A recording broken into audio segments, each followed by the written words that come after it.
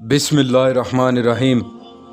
ग़ज़वा मोता से वापस आने वाला लश्कर जब मदीना मुनव्वरा के करीब पहुंचा तो वहीं आकर अल्लाह के रसूल और मुसलमानों ने इनसे मुलाकात की।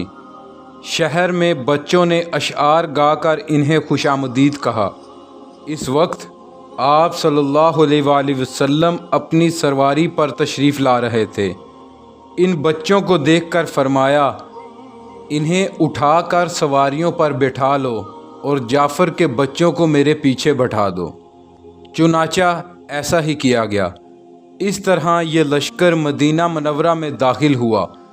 3 लाख दुश्मनों के मुकाबले में सिर्फ 3000 सहाबा का मुकाबला करना और इनके बेशुमार लोगों को कत्ल करके लश्कर का सही सलामत वापस मदीना मुनव्वरा लौट आना एक बहुत बड़ी कामयाबी थी।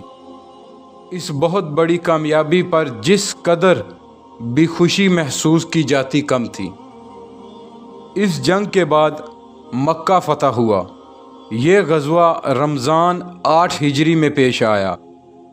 हजूर सल्लल्लाहु अलैहि वसल्लम और कुरैश के दरमियान हुदैबिया के मुकाम पर जो मुआहिदा हुआ था, इसमें यह भी तय पाया था कि दूसरे अरब कबीलों में से कोई कबीला भी दोनों फरीकों में से किसी भी तरफ से इस सुलह नामे में शामिल हो सकता है। यानी अगर कोई कबीला रसूलुल्लाह सल्लल्लाहु अलैहि वसल्लम की तरफ से इस मुआहिदे में शामिल होना चाहे तो वो ऐसा कर सकता है।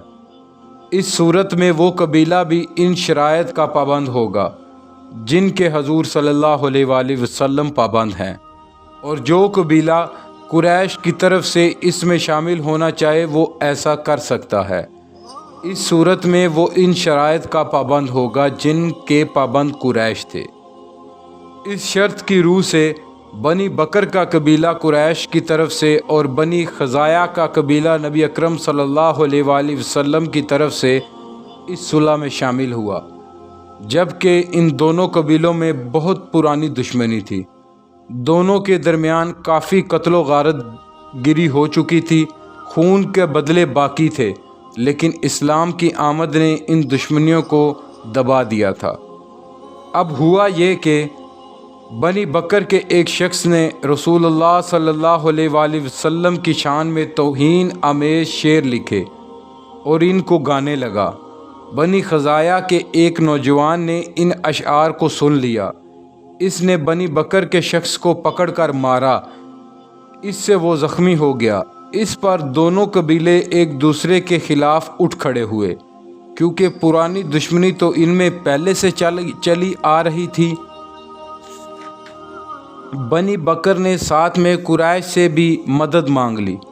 कुरैशी सरदारों ने इनकी दरख्वास्त कबूल कर ली।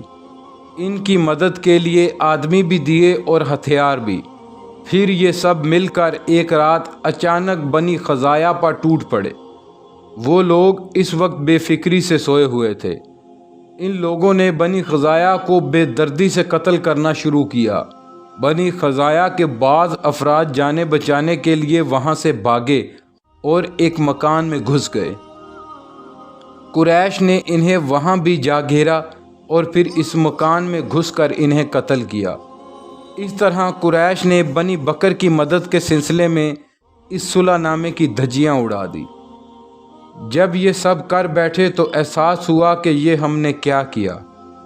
अब वो जमा होकर अपने सरदार अबू सुफियान के पास आए। सारा वाक़या सुनकर इन्होंने कहा, ये ऐसा वाक़या है कि मैं अगरचा इसमें शरीक नहीं हूँ, लेकिन बेताल्लुक़ भी नहीं रहा, और ये बहुत बुरा हुआ। अल्लाह की कसम, मोहम्मद सल्लल्लाहु अलैहि वसल्लम अब हमसे जंग ज़रूर करेंगे, और मैं तुम्हें बताए देता हूँ, मेरी बेवा हिंदा ने एक बहुत भयानक ख्वाब देखा है। मेरी बीवी हिंदा ने एक बहुत भयानक ख्वाब देखा है। इसने देखा है कि हजून की तरफ से खून का एक दरिया बहता हुआ आया और खंदमा तक पहुँच गया। लोग इस दरिया को देखकर सख्त परेशान और बदहवास हो रहे हैं। इस पर कुरैश ने इनसे कहा, जो होना था वो तो हो चुका। अब आप मोहम्मद सल्लल्लाहु अलैहि वसल्लम के पास जाएं اور ان سے نئے سرے سے معاہدہ کریں، آپ کے سوا یہ کام کوئی اور نہیں کر سکتا۔ اس پر ابو سفیان اپنے ایک غلام کے ساتھ مدینہ منورہ کی طرف روانہ ہوئے۔ ادھر ان سے پہلے بنی خزاعہ کا ایک وفد آپ صلی اللہ علیہ وآلہ وسلم کی خدمت میں پہنچ گیا اور جو کچھ ہوا تھا تفصیل سے بیان کر دیا۔ حضور صلی اللہ علیہ وآلہ وسلم اس وقت مسجد نبوی میں اپنے صحابہ کرام رضی اللہ عنہما کے ساتھ تشریف فرما تھے۔ بنی خزاعہ کی درد بری روداد سن کر حضور صلی اللہ علیہ وآلہ وسلم کی آنکھوں میں آنسو آ گئے اور ارشاد فرمایا، اگر میں بنی خزاعہ کی مدد انہی چیزوں سے نہ کروں جن سے میں اپنی مدد کرتا ہوں تو اللہ تعالیٰ میری مدد نہ فرمائے۔ اسی وقت آسمان پر ایک بدلی آ کر تیرنے لگی۔ حضور صلی اللہ علیہ وآلہ وسلم نے اس کو دیکھ کر ارشاد فرمایا، یہ بدلی بنی خزاعہ کی مدد کے لیے بلند ہوئی ہے۔ ام المومنین حضرت میمونہ رضی اللہ تعالی عنہا فرماتی ہیں کہ ایک رات رسول اللہ صلی اللہ علیہ وآلہ وسلم میرے پاس تھے۔ رات میں اٹھ کر انہوں نے نماز پڑھنے کے لیے وضو کیا۔ ایسی حالت میں نے انہیں لبیک لبیک لبیک فرماتے سنا، یعنی میں حاضر ہوں، میں حاضر ہوں، میں حاضر ہوں۔ ساتھ میں آپ صلی اللہ علیہ وآلہ وسلم نے یہ بھی فرمایا، میں مدد کروں گا، میں مدد کروں گا، میں مدد کروں گا۔ اب وہاں کوئی اور تو تھا نہیں، چنانچہ میں نے عرض کیا، اے اللہ کے رسول، میں نے آپ کو 3 بار لبیک اور میں مدد کروں گا فرماتے ہوئے سنا ہے، یہ کیا معاملہ ہے؟ جواب میں آپ صلی اللہ علیہ وآلہ وسلم نے ارشاد فرمایا، بنی خزاعہ کے ساتھ کوئی واقعہ ہو گیا ہے۔ اس کے 3 دن بعد بنی خزاعہ آپ صلی اللہ علیہ وآلہ وسلم کے پاس پہنچے تھے۔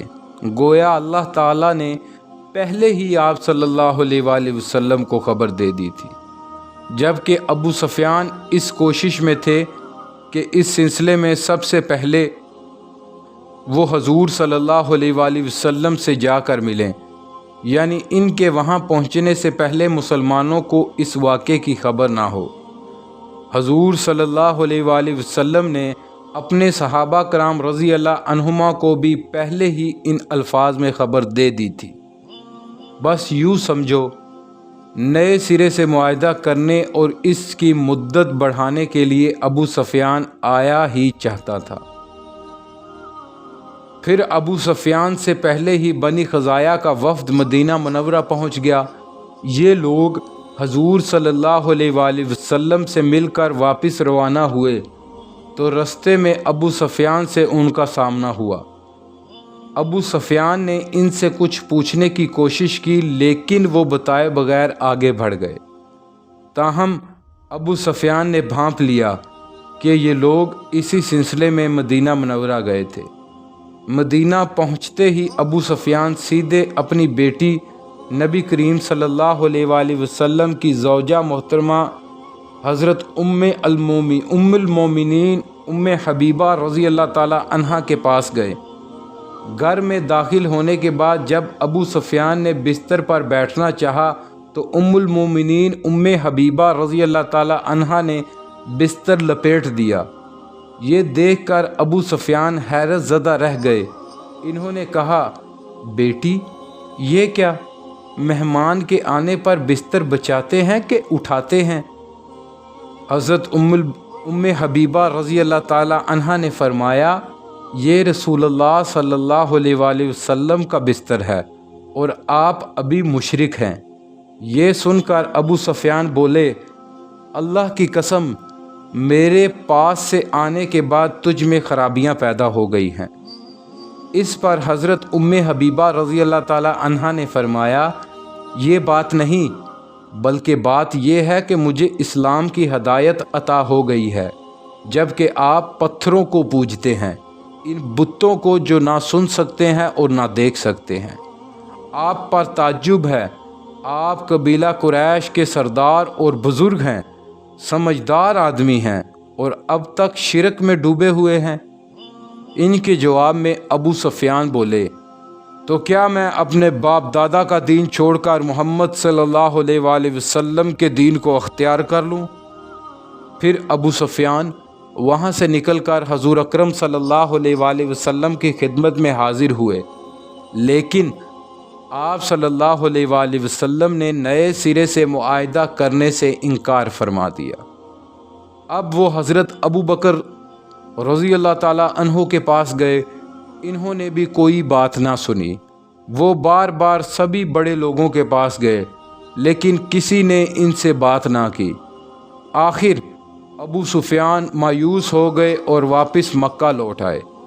انہوں نے قریش پر واضح کر دیا کہ وہ بالکل ناکام لوٹے ہیں۔ ادھر ابو سفیان کے روانہ ہونے کے بعد ہی نبی اکرم صلی اللہ علیہ وآلہ وسلم نے مسلمانوں کو کوچ کا حکم فرمایا۔ مسلمانوں کے ساتھ حضور اکرم صلی اللہ علیہ وآلہ وسلم نے اپنے گھر والوں کو بھی تیاری کا حکم فرمایا، لیکن یہ وضاحت نہیں فرمائی تھی کہ کہاں جانا ہے۔ آپ صلی اللہ علیہ وآلہ وسلم نے آس پاس کے دیہاتوں میں یہ پیغام بھیج دیا۔ ان لوگوں کو حکم ہوا کہ رمضان کا مہینہ مدینہ منورہ میں گزاریں۔ اس اعلان کے فوراً بعد چاروں طرف سے لوگوں کی آمد شروع ہو گئی۔ اس موقع پر آپ صلی اللہ علیہ وآلہ وسلم نے دعا فرمائی، اے اللہ، قریش کے جاسوسوں اور سنگن لینے والوں کو روک دے تاکہ ہم ان کے علاقے میں اچانک جا پڑیں۔ ادھر تو حضور صلی اللہ علیہ وآلہ وسلم یہ احتیاط فرما رہے تھے کہ کسی طرح قریش کو ان کی تیاریوں کا علم نہ ہو۔ ادھر آپ صلی اللہ علیہ وآلہ وسلم کے ایک صحابی حاطب بن ابی بلتع رضی اللہ تعالی عنہ نے قریش کے 3 بڑے بڑے سرداروں کے نام خط لکھا۔ اس خط میں انہوں نے آپ صلی اللہ علیہ وآلہ وسلم کی تیاریوں کی اطلاع دے دی تھی۔ یہ خط انہوں نے ایک عورت کو دیا اور اس سے کہا، اگر تم یہ خط قریش تک پہنچا دو تو تمہیں زبردست انعام دیا جائے گا۔ اس نے خط پہنچانا منظور کر لیا۔ اس پر حضرت حاطب رضی اللہ تعالی عنہ نے اسے 10 دینار اور ایک قیمتی چادر دی اور اس سے کہا، جہاں تک ممکن ہو اس خط کو پوشیدہ رکھنا اور عام راستوں سے سفر نہ کرنا، کیونکہ جگہ جگہ نگرانی کرنے والے بیٹھے ہیں۔ وہ عورت عام رستہ چھوڑ کر ایک اور رستے سے مکہ معظمہ کی طرف روانہ ہوئی۔ اس کا نام سارہ تھا۔ وہ مکہ کی ایک گلوکارہ تھی۔ مدینہ منورہ میں آپ صلی اللہ علیہ وآلہ وسلم کے پاس آ کر مسلمان ہوئی تھی۔ اس نے اپنی خستہ حالی کی شکایت کی تو آپ صلی اللہ علیہ وآلہ وسلم نے اس کی مدد بھی کی تھی۔ پھر یہ مکہ چلی گئی، لیکن وہاں جا کر اسلام سے پھر گئی۔ پھر یہ وہاں نبی کریم صلی اللہ علیہ وآلہ وسلم کی شان میں توہین آمیز اشعار پڑھنے لگی۔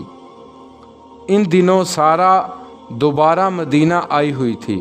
حضرت حاطب رضی اللہ تعالی عنہ نے اسے یہ خط دیا تو وہ یہ کام کرنے پر رضامند ہو گئی۔ اس نے وہ خط اپنے سر کے بالوں میں چھپا لیا اور مدینہ منورہ سے روانہ ہوئی۔ ادھر یہ روانہ ہوئی، ادھر اللہ تعالیٰ نے اپنے رسول کو اس کے بارے میں خبر بھیج دی۔ آسمان سے اطلاع ملتے ہی آپ نے اپنے چند صحابہ رضی اللہ عنہما کو اس کے تعاقب میں روانہ فرمایا۔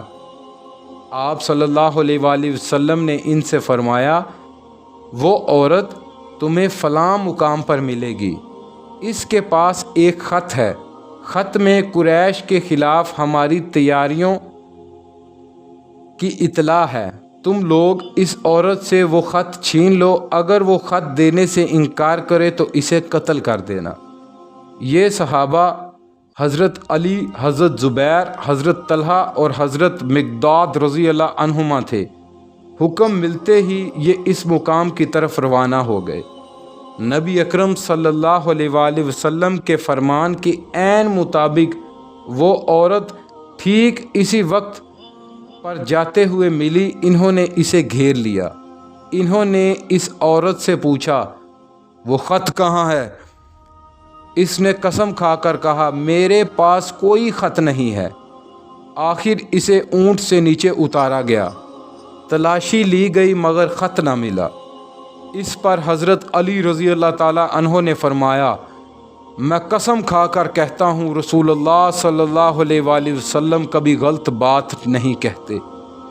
जब इस औरत ने देखा कि ये लोग किसी तरह नहीं मानेंगे तो इसने अपने सर के बाल खोल डाले और इनके नीचे छुपा हुआ ख़त निकालकर इन्हें दे दिया।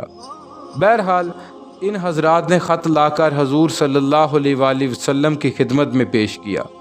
ख़त हज़रत हातिब बिन अबी बल्ता रज़ी अल्लाह ताला अन्हो ने लिखा था और इसमें दर्ज था कि अल्लाह के रसूल सल्लल्लाहु अलैहि वसल्लम ने जंग की तैयारी शुरू कर दी है और ये तैयारी ज़रूर तुम लोगों के ख़िलाफ़ है। मैंने मुनासिब जाना कि तुम्हें इतला देकर तुम्हारे साथ भलाई करूं। हजूर सल्लल्लाहु अलैहि वसल्लम ने हज़रत हातिब रज़ी अल्लाह ताला अन्हो को तलब फरमाया, इन्हें ख़त दिखाया और पूछा, हातिब इस ख़त को पहचानते हो? जवाब में इन्होंने अर्ज़ किया, ए अल्लाह के रसूल, मैं पहचानता हूँ।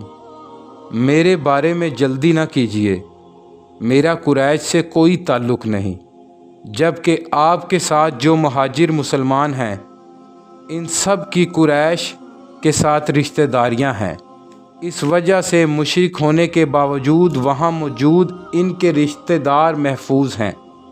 वो इन्हें कुछ नहीं कहते, लेकिन चूँकि मेरी इनसे रिश्तेदारी नहीं, इसलिए मुझे अपने घर वालों के बारे में तशवीश रहती है। मेरी बीवी और बेटा वहाँ फंसे हुए हैं, सो मैंने सोचा इस मौका पर कुरैश पर ये एहसान करूं ताकि वो मेरे घर वालों के साथ जुल्म ना करें। और बस इस ख़त से मेरा मकसद सिर्फ़ इतना था। और ये आप अच्छी तरह जानते हैं कि मेरे इस ख़त से मुसलमानों को कोई नुकसान नहीं पहुंच सकता। कुरैश पर अल्लाह का कहर नाजिल होने वाला है। इनकी बात सुनकर आप सल्लल्लाहु अलैहि वसल्लम ने अपने सहाबा से फरमाया, तुमने हातिब की बात सुनी? इन्होंने सब कुछ सच सच बता दिया है। अब तुम लोग क्या कहते हो? इस पर हज़रत उमर रज़ी अल्लाह ताला अन्हो ने अर्ज़ किया, ए अल्लाह के रसूल, मुझे इजाज़त दीजिए कि इस शख्स का सर कलम कर दूं, क्योंकि ये मुनाफिक हो गया है। आप सल्लल्लाहु अलैहि वसल्लम ने अरशाद फरमाया, ए उमर, ये शख्स इन लोगों में से है जो ग़ज़वा बदर में शरीक हुए थे। और उमर, तुम्हें क्या पता, मुमकिन है अल्लाह ताला ने अहले बदर से ये फरमा दिया हो कि तुम जो चाहे करो, मैंने तुम्हारी मग़फ़िरत कर दी है। नबी अकरम सल्लल्लाहु अलैहि वसल्लम का ये अरशाद मुबारक सुनकर हज़रत उमर रज़ी अल्लाह ताला अन्हो की आंखों में आंसू आ गए।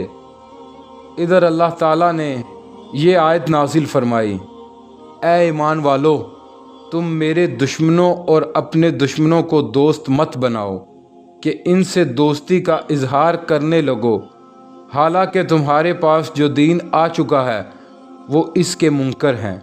वो रसूल को और तुम्हें इस बिना पर शहर बदर कर चुके हैं कि तुम अल्लाह ताला पर ईमान ले आए हो। अल्लाह पाक पढ़ना और सुनना कबूल फरमाए।